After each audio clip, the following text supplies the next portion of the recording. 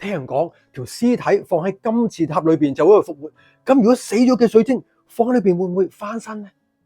水晶用完禮手就劈喺度，唔怪得水晶幫唔到你啦。嗱，水晶係需要消磁淨化同埋充電嘅。嗱，如果咧你想要知道點樣做咧，睇翻我幾千條片啦，佢會幫到你嘅。嗱，有冇諗過，如果條心愛水晶患咗絕症，有冇得救翻咧？嗱，其實乜嘢叫做患咗絕症咧？就係咧，佢好似冇晒能量啦，冇任何 feel 啦。原因係因為點啊？佢可能吸收咗你嘅負能量，或者環境磁場影響，就令到佢咧好似死氣沉沉，冇得 feel 啊，冇晒 feel。嗱，其實咧，我哋就可以用一個方法，大家有冇聽過啊？金字塔啊，金字塔木乃伊嘛，可以起死回生喎。嗱，咁咧甚至乎咧你可能擺喺啲精族咧都救唔翻嘅。咁嗱，我哋唯一咧就用金字塔啦。我想同大家講講嗱，咁你有咩準備好咧？嗱，當然咧塊呢個能量板喺度 ，OK， 能量板好啦。咁一個咧嗱，呢個係特別訂製嘅金字塔。嗱，我想同大家講講先。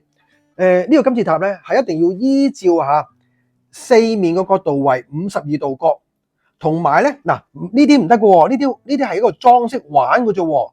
因為點解咧？金字塔喺上面影落嚟咧，其實係有8面嘅。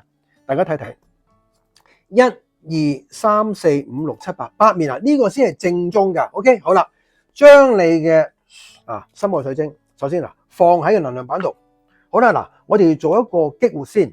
我哋用音叉咧喺兩邊做激活，原意就係咧喺金字塔裏邊嗰個磁場可以係好快咁樣打開。嗱，好啦，之後金字塔放喺個能量板度。OK 嗱，千祈唔好喐佢，24小時。好啦，之後咧再打開，你再去 feel 咧，嗱，我同你講，你嘅 Honey Darling 咧就馬上翻嚟你身邊啦。